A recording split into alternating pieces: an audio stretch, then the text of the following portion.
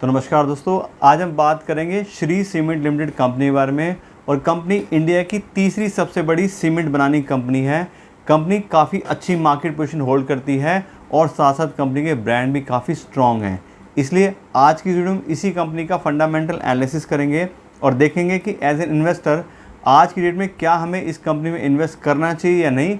उसके साथ साथ हम कंपनी के फाइनेंशियल्स भी चेक करेंगे कि आज की डेट में कंपनी के रिवेन्यू और प्रॉफिट्स कैसे चल रहे हैं। उसके बाद हम कंपनी की वैल्यूएशन करेंगे कि आज की डेट में कंपनी में किस प्राइस पे मिल रही है, कि क्या कंपनी अंडर वैल्यूड है या ओवर वैल्यूड है। दोस्तों, जैसे हम बात की श्री सीमेंट लिमिटेड कंपनी की, तो कंपनी इंडिया की तीसरी सबसे बड़ी सीमेंट बनाने कंपनी है और कंपनी मेनली सीमेंट और सीमेंट रिलेटेड प्रोडक्ट्स बनाती है और साथ साथ कंपनी पावर जनरेशन का भी बिजनेस करती है, लेकिन वहाँ से कंपनी को बहुत ज़्यादा रिवेन्यू नहीं आते हैं। कंपनी का मेन बिजनेस सीमेंट बनाने का ही है। और हम बात करें कंपनी की इंस्टॉल्ड कैपेसिटी की, तो कंपनी के पास में 43 मिलियन टन्स पर एनम की काफ़ी स्ट्रॉन्ग कैपेसिटी है जो कंपनी अपना प्रोडक्शन कर सकती है। उसके बाद बात करें कंपनी की एक और यूनिक पॉइंट की, तो company one of the lowest cost producer है इंडिया के अंदर सीमेंट बनाने के लिए। और उसका मेन रीज़न है कंपनी की जो फ्यूल की कॉस्ट है वो काफ़ी कम आती है, क्योंकि कंपनी खुद भी पावर जनरेशन में है, तो वहाँ से कंपनी अपनी कॉस्ट को काफ़ी अच्छे से मैनेज कर लेती है। इसके अलावा हमने बात की कंपनी के ब्रांड्स की, तो कंपनी काफ़ी सारे ब्रांड होल्ड करती है और उसके थ्रू अपने सीमेंट और सीमेंट प्रोडक्ट्स बेचती है। और यहाँ बात करें कंपनी के मेन ब्रांड्स की, तो कंपनी के मेन ब्रांड्स में से है सबसे पहले रूफ ऑन सीमेंट, उसके अलावा Bangur cement, Bangur power cement, फिर श्री जंग रोधक सीमेंट, उसके अलावा रॉक स्ट्रॉन्ग सीमेंट। ये सारी जो भी हम ब्रांड्स की बात कर रहे हैं ये सब के सब श्री सीमेंट लिमिटेड के ही हैं और काफ़ी अच्छे और नोन ब्रांड्स हैं अपने मार्केट सेक्टर के अंदर। इसके अलावा बात करें कंपनी के रेवेन्यू ब्रेकअप की, तो कंपनी को सीमेंट जो बेचती है वहाँ से 89% का काफ़ी स्ट्रॉन्ग रेवेन्यू आता है। उसके अलावा कंपनी क्लिंकर बेचती है, वहाँ से 4% रेवेन्यू आता है। अगर हम बात करें क्लिंकर की, तो एक तरीके से इंटरमीडिएट प्रोडक्ट होता है सीमेंट और सीमेंटेड प्रोडक्ट बनाने के लिए।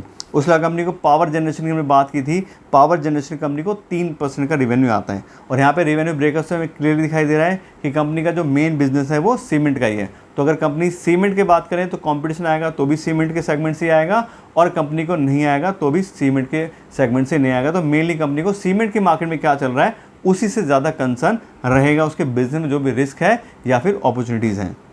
इसलिए बात करें कंपनी के जोग्राफिकल रेवेन्यू की, तो कंपनी को मेन बिजनेस जो है वो इंडिया के अंदर है और इंडियन मार्केट से कंपनी को 94% रेवेन्यू आता है। और बाकी जो आउटसाइड इंडिया कंपनी अपने माल एक्सपोर्ट करती है वहाँ से सिर्फ 6% रेवेन्यू आता है। तो कंपनी कोई डिपेंडेंसी नहीं है कि चाइना में क्या चल रहा है, यूएस में क्या चल रहा है, यूरोप में क्या चल रहा है। कंपनी की जो मेन डिपेंडेंसी है वो इंडियन बिजनेस में है। और इंडियन इकोनॉमी अगर अच्छा करेगी तो कंपनी भी अच्छा करेगी, अगर इंडियन इकोनॉमी में कुछ प्रॉब्लम आएगी तो कंपनी में प्रॉब्लम आ सकती है। अदरवाइज बाकी सब कंट्रीज़ में क्या चल रहा है वहाँ से कंपनी को उतना ज़्यादा डायरेक्ट इम्पैक्ट नहीं आएगा। इसके अलावा बात करें कंपनी मैन्युफैक्चरिंग फैसिलिटीज़ की, तो कंपनी में 4 fully integrated cement manufacturing plants हैं। उसके अलावा 10 कंपनी में ग्राइंडिंग यूनिट्स हैं। इंटीग्रेटेड प्लांट का मतलब क्या है कि कंपनी रॉ मटेरियल्स लेके जो भी फिनिश गुड्स हैं सारे खुद से मैन्युफैक्चरिंग करती है, तो इसलिए कंपनी काफ़ी अच्छे से अपनी प्रोडक्शन कॉस्ट को भी मैनेज यहाँ पे कर पाती है। इसके अलावा बात करें कंपनी के प्रोडक्शन कैपेसिटी की, तो सीमेंट प्रोडक्शन की कंपनी जो कैपेसिटी है वो आपको पहले मैंने बताई थी 46 मिलियन टन पर एनम है। उसके अलावा पावर जनरेशन की कैपेसिटी बात करें तो यहाँ पे 771 मेगावाट कंपनी पावर जनरेशन कर सकती है।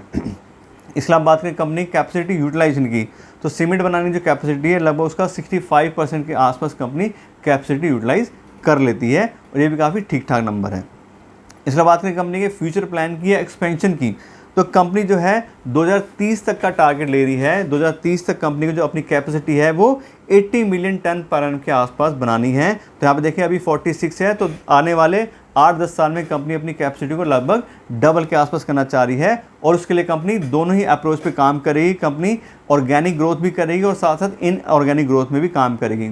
ऑर्गेनिक ग्रोथ का मतलब कि अपने खुद के प्लांट कंपनी बनाएगी, जो ऑलरेडी प्लांट है वहाँ पे कंपनी अपनी कैपेसिटी बढ़ाने की कोशिश कर सकती है, और साथ साथ कंपनी दूसरी कंपनीज को एक्वायर करके उनके प्लांट्स को एक्वायर करके वहाँ से भी कैपेसिटी इंक्रीज़ कर सकती है। तो दोनों टाइप से कंपनी ग्रोथ जो है स्ट्रैटेजी लेके चल रही है।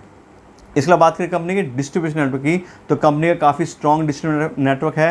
पूरे पैन इंडिया में कंपनी की प्रेजेंस है, हर जगह कंपनी के प्रोडक्ट जो है वो अवेलेबल हो जाते हैं। उसके बात करें नंबर्स की, तो कंपनी में 25,800 के आसपास डीलर्स हैं और 1150 डिपो हैं जहाँ से कंपनी अपना माल डिस्ट्रीब्यूट करती है। तो इस तरह से कंपनी की पूरी प्रोफाइल देखें तो हम देख लिया कंपनी के ब्रांड भी काफ़ी अच्छे हैं। बांगड़ सीमेंट का नाम बहुत सारे लोग जानते हैं। उसके अलावा रॉक स्ट्रॉन्ग सीमेंट, ये भी काफ़ी अच्छा ब्रांड है। और साथ ही बात की कंपनी तीसरी सबसे बड़ी इंडिया की सीमेंट बनाने कंपनी है, तो उस वजह से भी कंपनी का मार्केट काफ़ी अच्छा है। और ओवरऑल बात करें तो कंपनी बिजनेस वाइज आज में काफ़ी स्ट्रॉन्ग कंपनी हमें दिखाई दे रही है। दोस्तों अभी तक तो बात होगी कंपनी के बिजनेस प्रोफाइल के बारे में और कंपनी की मार्केट पोजीशन के बारे में। अब हम बात करें कंपनी के फाइनेंशियल्स के बारे में कि आज की डेट में कंपनी के रेवेन्यू और प्रॉफिट्स कैसे चल रहे हैं, उससे हमें कंपनी के बारे में और ज़्यादा डिटेल नॉलेज मिलेगी। और यहाँ पे चेक करें कंपनी के पिछले 5 साल का डेटा, तो सबसे पहला पैरामीटर हम चेक करते हैं रेवेन्यू। और रेवेन्यू से हमें ये पता लगता है कि कंपनी के अंदर ग्रोथ आ रही है नहीं आ रही है। और यहाँ पे देखें तो 2018 में कंपनी के रेवेन्यू थे 9,800 करोड़ के आसपास, और अब 2022 में बढ़ के 15,000 करोड़ हो गए हैं। और हर साल कंपनी के रेवेन्यू में काफ़ी अच्छी ग्रोथ आई है, और ये काफ़ी अच्छा साइन है कि कंपनी लगातार अपना मार्केट बढ़ा रही है, कंपनी ग्रो कर रही है। इसके बाद करें कंपनी के 5 साल के सेल्स ग्रोथ के CAGR की, तो कंपनी ने 12% यानी कि डबल डिजिट के काफ़ी अच्छे ग्रोथ नंबर से यहाँ पे ग्रोथ दिखाई है, और काफ़ी अच्छा साइन है। इससे हमें क्लियरली पता लगता है कंपनी कंपटीशन के साथ अच्छे से हैंडल कर रही है, और मैनेजमेंट अपने लगातार प्रयासों से कंपनी को आगे बढ़ा रही है। उसके बाद बात करें अगले पैरामीटर की, तो अगला हमारा पैरामीटर है ऑपरेटिंग प्रॉफिट मार्जिन। और यहाँ पे देखें तो पिछले 5 साल से कंपनी 25%, 29%, 30% काफ़ी अच्छा ऑपरेटिंग प्रॉफिट मार्जिन मेंटेन कर पा रही है। और इस समय क्लियरली यही पता लगता है कि कंपनी अपनी प्रोडक्शन कॉस्ट को, अपने रॉ मटेरियल को काफ़ी अच्छे दामों पर खरीदती है, प्रोडक्शन कॉस्ट को अच्छे से मैनेज करती है, इसीलिए कंपनी इतने अच्छे ऑपरेटिंग प्रॉफिट मार्जिन आ रहे हैं। और साथ साथ कंपनी अपने ब्रांड्स की वजह से अपनी प्राइसिंग भी कॉम्पिटिटिव रख पा रही है, उसका भी कंपनी के प्रॉफिट पे फ़र्क पड़ता है।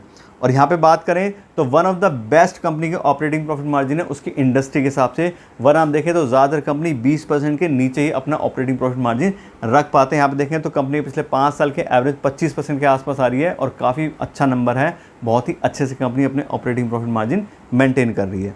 इसलिए बात करें अगले पैरामीटर की, तो अगला हमारा पैरामीटर नेट प्रॉफिट। और यहाँ पे देखें पिछले 5 साल से तो लगातार कंपनी प्रॉफिट में भी है, और हर साल कंपनी का प्रॉफिट लगभग इंक्रीज़ हुआ है। सिर्फ 2019 में जो है वो 2018 के मुकाबले कम हुआ था, अदरवाइज़ पिछले 4 साल से देखें तो लगातार कंपनी का नेट प्रॉफिट इंक्रीज़ हो रहा है, और काफ़ी अच्छे नंबर से इंक्रीज़ हो रहा है। यहाँ पे बात करें कंपनी पिछले 5 साल के प्रॉफिट ग्रोथ की, तो कंपनी ने 12% के CAGR से अपने जो है प्रॉफिट में भी ग्रोथ दिखाई है। तो कंपनी अपने सेल्स और रेवेन्यू भी इंक्रीज़ कर रही है, और साथ साथ अपने प्रॉफिट को भी इंक्रीज़ कर रही है। ऐसा नहीं है कि अपनी सेल्स बढ़ा रही है और डिस्काउंट दे रही है और अपने प्राइस कम करके कंपनी माल बेच रही है, ऐसा नहीं है। कंपनी टॉप लाइन से लेकर बॉटम लाइन तक सारे ही पैरामीटर पे अच्छे से परफॉर्म कर रही है। इसके बाद बात करें अगले पैरामीटर की, तो अगला हमारा पैरामीटर है डिविडेंड पे आउट परसेंटेज। और यहाँ देखिए तो पिछले 5 साल से कंपनी लगातार हर साल डिविडेंड तो पेमेंट किया है, लेकिन बहुत ज़्यादा अमाउंट में कंपनी ने डिविडेंड पेमेंट नहीं किया। तो ऐसी कंपनी नहीं कि हर साल आपको बहुत ज़्यादा डिविडेंड देगी। 12%, 13%, 14% के आसपास का थोड़ा बहुत कंपनी डिविडेंड पे करती है। इसके बाद बात करें अगले पैरामीटर की, तो अगला हमारा पैरामीटर है डेट बाय इक्विटी रेशो। और डेट बाय इक्विटी रेशो में ये पता लगता है कि कंपनी जो भी बिजनेस कर रही है उसमें अपना पैसा कंपनी कितना इन्वेस्ट किया हुआ है, और लोन लेके कंपनी कितना बिजनेस कर रही है।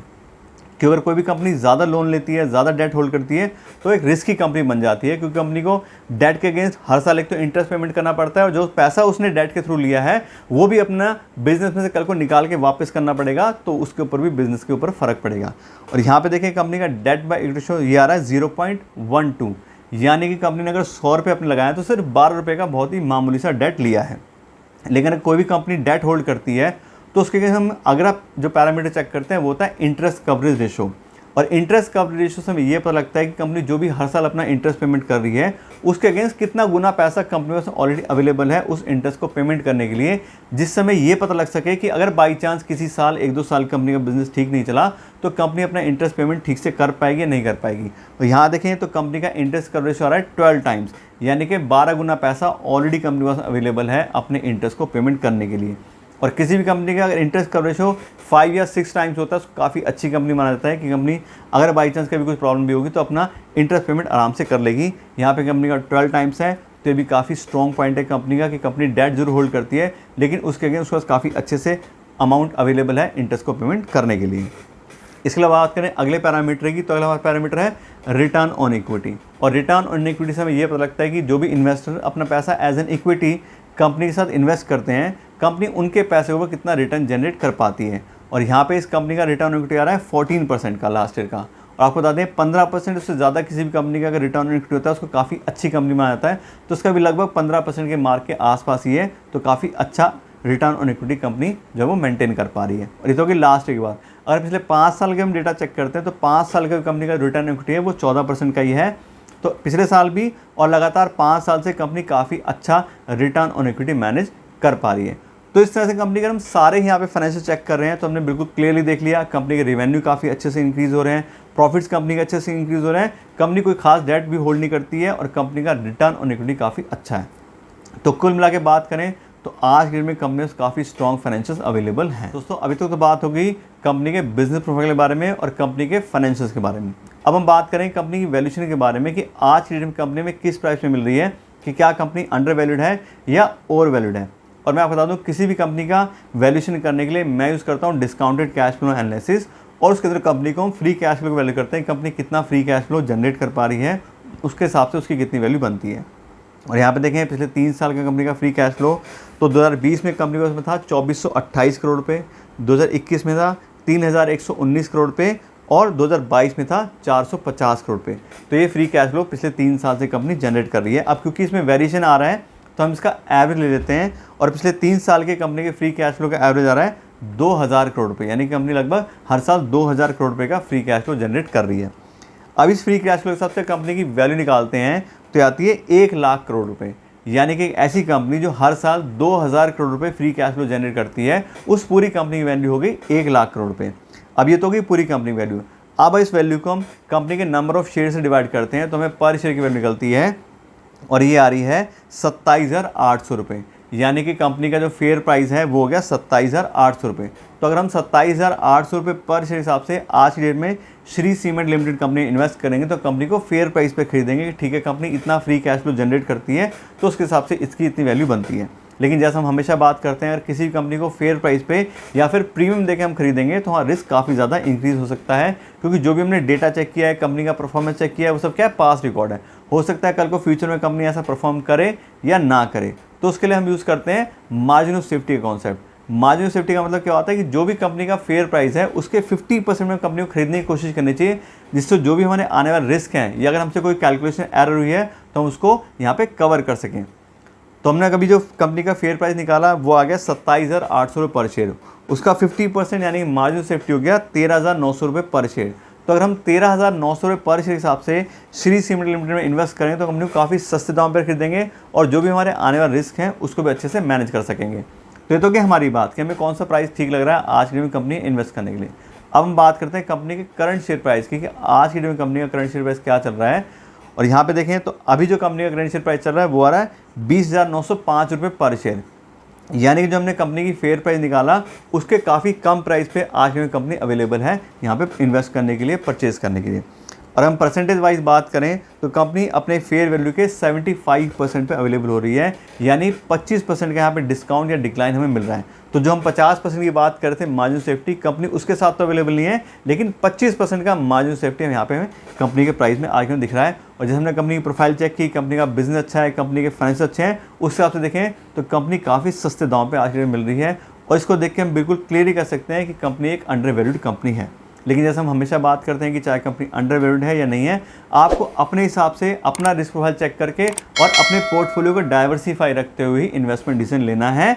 और चाहे कंपनी कितनी भी अच्छी हो, कोई ना कोई रिस्क सभी कंपनी में होता है, इसीलिए हम हमेशा बात करते हैं कि मार्जिन सेफ्टी के साथ खरीदेंगे तो लॉन्ग टाइम में काफ़ी अच्छे से हम अपने इन्वेस्टमेंट को ग्रो कर पाएंगे। तो इसमें देखें तो आप अपने हिसाब से डिसीजन लीजिए। अगर आपके साथ कोई फाइनेंशियल एडवाइज़र हैं या आपके स्टॉक ब्रोकर हैं, आप उनसे बात कीजिए और ज़्यादा कंपनी और डिटेल निकालिए और फिर अपना डिसीजन लीजिए कि आपको कंपनी से इन्वेस्ट करना है या नहीं करना है, किस प्राइस पे करना है। लेकिन आपको कंपनी वाले डिटेल नॉलेज दे दी है, कंपनी का बिजनेस बहुत अच्छा है और साथ साथ कंपनी के फाइनेंशियल भी काफ़ी स्ट्रॉन्ग है और वैल्यूएशन भी काफ़ी कम आज के में आ रही है। तो हिसाब से आशा करते हैं आपको वीडियो अच्छी लगी होगी।